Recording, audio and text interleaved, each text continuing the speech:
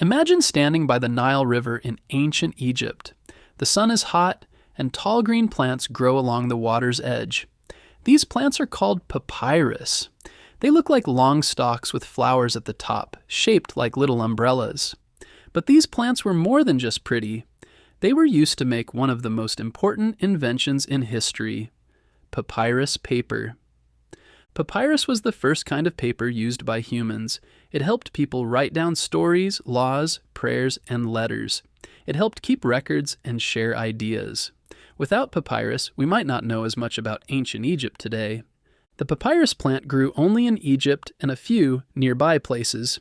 It needed warm weather and lots of water, so the Nile River was the perfect spot. The Egyptians used the plant in many ways. They used the roots for fuel, the stalks for making boats, mats, baskets, sandals, and ropes. But the most famous use was for making paper. To make papyrus paper, workers cut the tall stalks into thin strips. They peeled off the green outside and kept the soft white inside. Then they laid the strips side by side to form a row. On top of that, they added a second row of strips going the other way, like a crosshatch. After that, they pressed the layers together with a heavy stone or hammer and left them to dry. The sap inside the plant helped glue the layers together. Once the sheet was dry, they rubbed it smooth with a stone or shell. One sheet of papyrus could be glued to another to make long scrolls. Some scrolls were over 30 feet long. These scrolls could be rolled up and stored easily. Scribes, people trained to read and write, used brushes or reeds dipped in ink to write on the papyrus. They used black ink for writing and red ink for important words or headings. Papyrus was used for many things. It helped keep track of taxes, trade, and laws. It was used in schools, temples, and the royal court. Some papyrus scrolls had prayers or magic spells, others had stories or poems. One very famous set of scrolls was the Book of the Dead.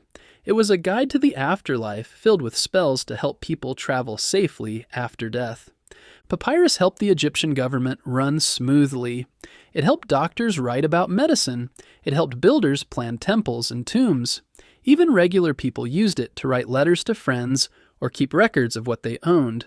Because papyrus was so useful, Egypt sold it to other lands like Greece and Rome. For many years, Egypt was the only place where papyrus grew. That made it very valuable. People from faraway places wanted it to make their own books and records. Over time, other kinds of writing material were invented. People in Asia made paper from tree bark and cloth. People in Europe wrote on animal skins called parchment.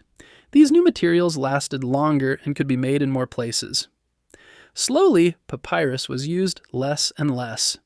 Still, many old papyrus scrolls have been found in tombs and buried in the dry desert. The hot, dry air helped keep them safe for thousands of years. Today you can see real papyrus in museums. Scientists study them to learn more about ancient Egypt. They can read about laws, stories, and even jokes written over 3,000 years ago. Papyrus may look simple, but it helped build one of the world's greatest civilizations. It gave people a way to share ideas, save knowledge, and stay connected. It was the paper of the ancient world, and it all started with a plant by the river.